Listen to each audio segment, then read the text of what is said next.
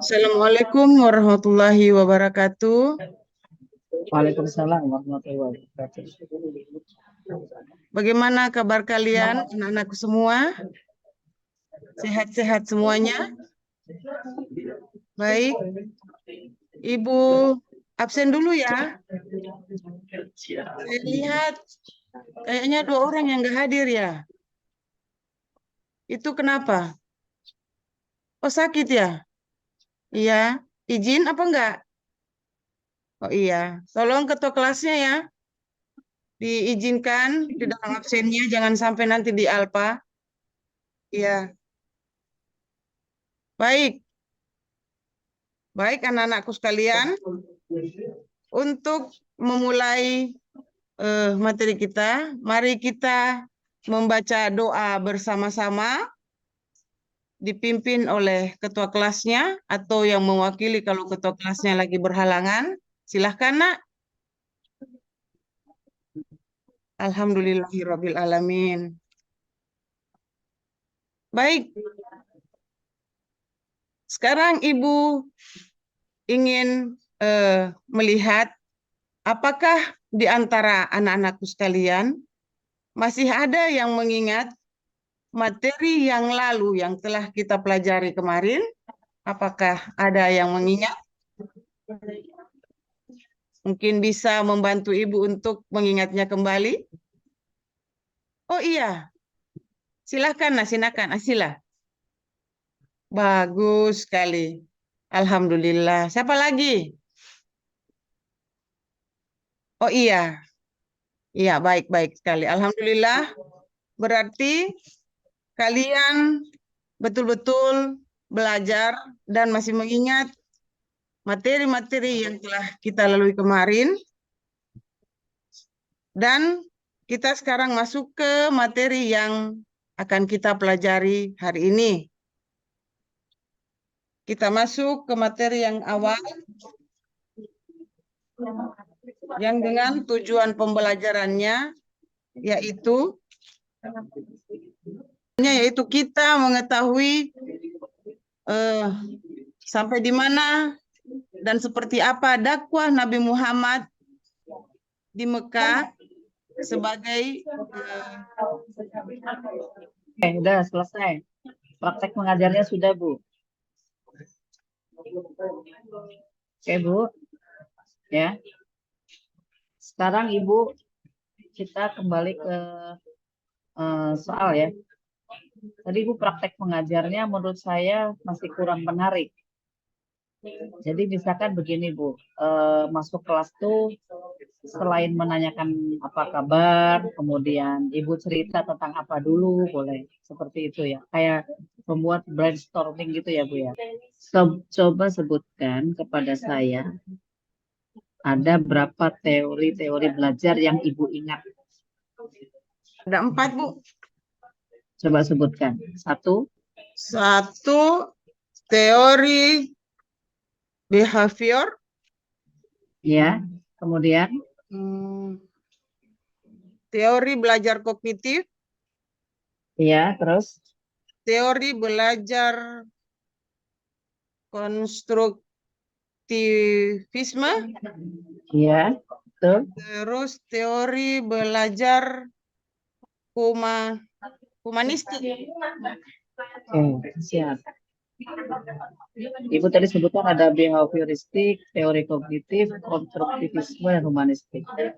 Pertanyaannya, menurut teori behaviorisme, proses belajar dipengaruhi oleh apa, Bu? Apa ya ini? Dipengaruhi oleh tingkah laku. Dipengaruhi oleh tingkah laku. Seseorang dianggap belajar jika ia telah menurut teori ya proses belajar itu dipengaruhi oleh apa? Apakah proses kognitif, pengalaman pribadi, stimulus, atau motivasi? Stimulus dan psikologis. Oke, siap. Sekarang yang kedua. teori yang menekankan peran penting proses mental seperti persepsi, memori tadi ya, dan pemecahan masalah dalam pembelajaran adalah teori apa? Apa konstruktivisme, behaviorisme, kognitif, apa humanisme? Maaf, Bu, ulang Ibu, suaranya Ibu putus-putus, Bu. Maaf. Kognitif. Baik. Kemudian, menurut teori konstruktivisme, siswa yang benar yang mana? Pasif dalam menerima informasi atau menciptakan pemahaman sendiri melalui pengalaman dan refleksi, atau dipandu oleh guru dalam setiap langkah pembelajaran, atau mengikuti pola respon yang telah diprogram.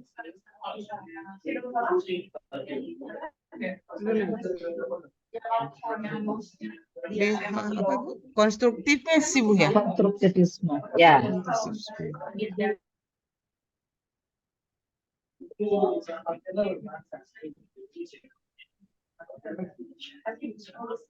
Guru hanya membantu pengetahuan siswa.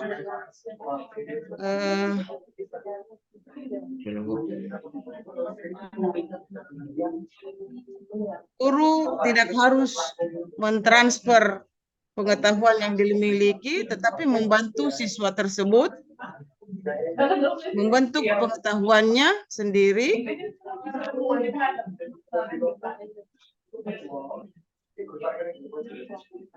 agar guru lebih memahami jalan pikiran siswa atau peserta didik. Ya, oke. Sekarang pertanyaan. Jelaskan prinsip dasar dari teori humanisme dalam konteks pendidikan, kemudian berikan contohnya. Mana prinsip-prinsip ini dapat diterapkan dalam pembelajaran siswa? Mementingkan faktor lingkungan. Dulu, Bu. Menekankan pada faktor bagian pada tingkah laku yang nampak dengan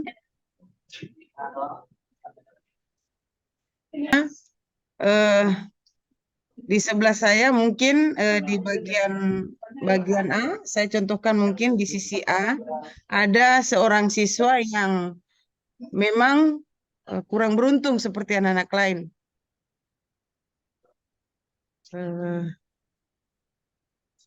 Tidak punya orang tua, latar belakang ekonomi yang rendah, status sosialnya, pokoknya status sosialnya berbeda dengan teman-teman sekelasnya. Ya. Yang mohon maaf, Bu, masih sudah. Hal pertama yang saya lakukan, jangan sampai ada pembulian.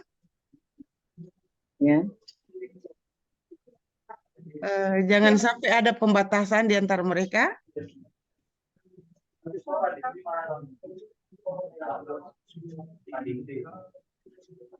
Oke, cukup, Bu. Sekarang coba gambarkan situasi di mana terjadi konflik antara siswa dengan ibu.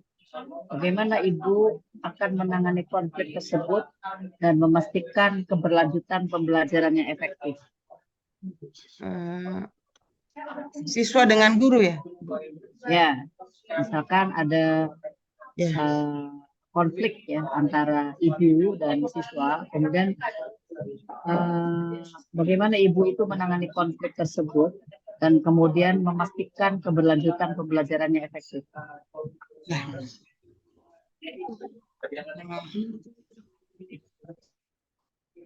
Baik, Bu.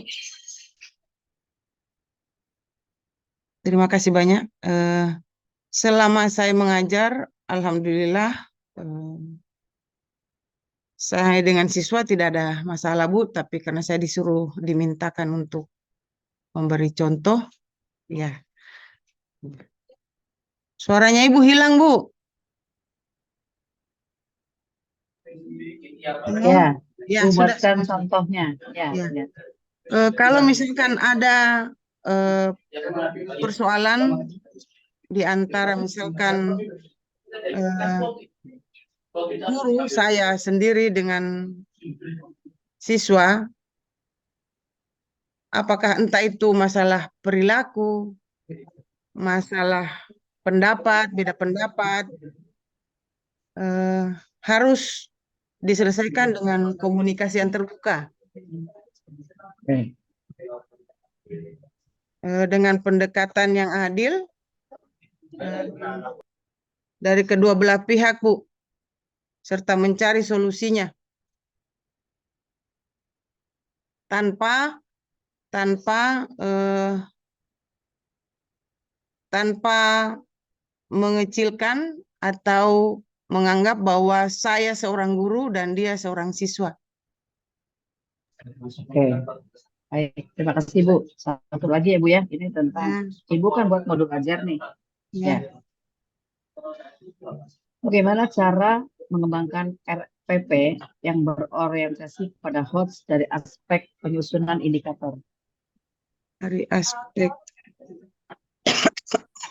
boleh diulang, Bu? Maaf, maaf, Bu. Bagaimana cara Ibu mengembangkan modul ajar yang berorientasi pada HOTS dari aspek penyusunan indikator? Dari aspek penyusunan Indikator. indikator.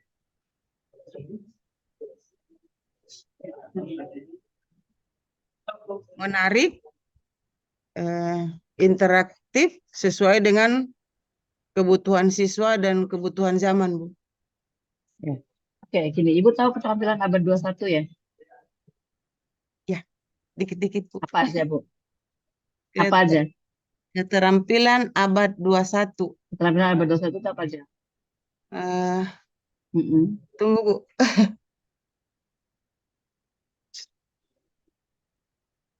Keterampilan Critical, critical thinking, kemudian kemudian, aduh ada berapa ya Allah, lupa. Tunggu dulu, Bu. Critical thinking, Allah.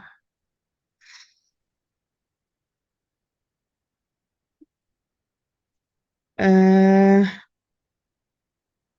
Dor. tunggu, Bu, tunggu.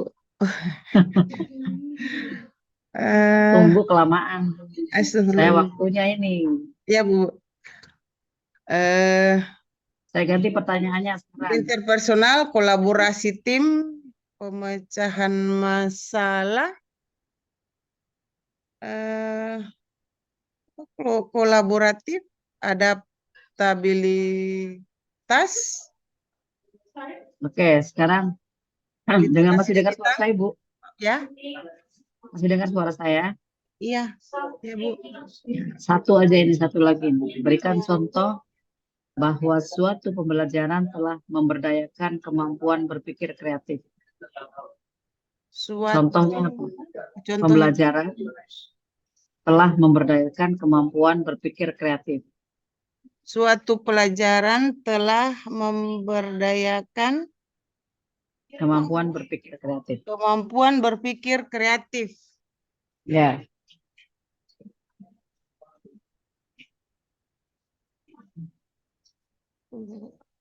Kreatif adalah suatu pembelajaran yang menunjukkan hal kreatif. jika Ibu lulus,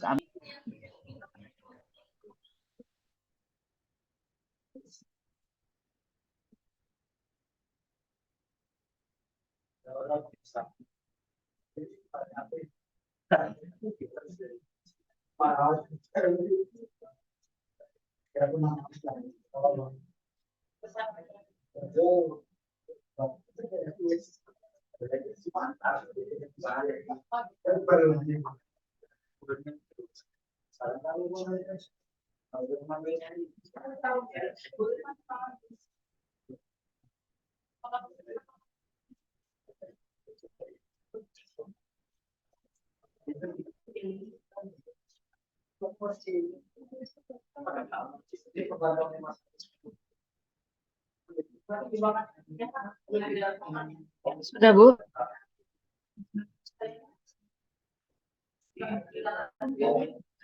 Dikit lagi, Bu.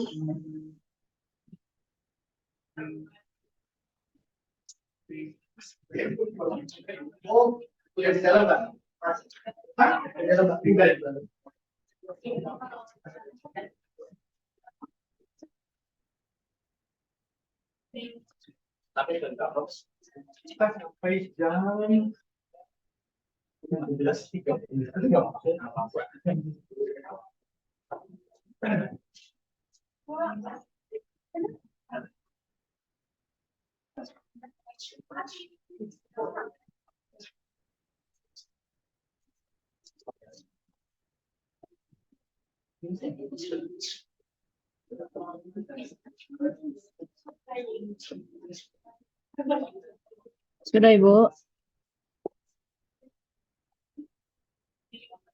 Halo, Ibu, sudah? Bentar, Bu, dikit lagi, Bu.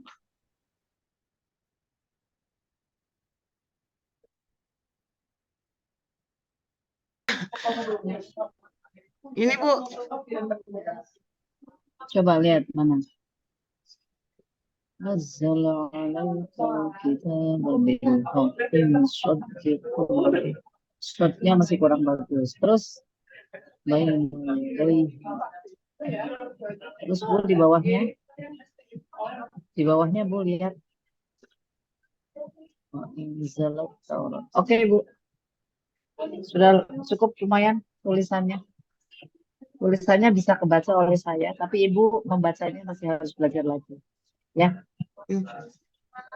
mudah-mudahan lulus ya Bu. Ibu belajar lagi untuk menghadapi tahap selanjutnya seperti UPIN, kemudian UP yang paling penting itu ya. UPIN sama UP gitu ya. Jadi di UP itu nanti Ibu tentang teori-teori tentang di UP itu Ibu harus betul-betul bisa karena tidak akan ada yang membantu nanti. Gitu Ya, ya. Bu. Iya, Bu. Saya kira cukup sekian Bu ujian pada hari ini. Mudah-mudahan Ibu lancar selanjutnya Amin, ya dan Allah. mudah-mudahan Ibu lulus. Amin, ya Allah. Amin. Amin, ya Allah. Silakan baca hamdalah dulu Bu. Alhamdulillahirobbil alamin.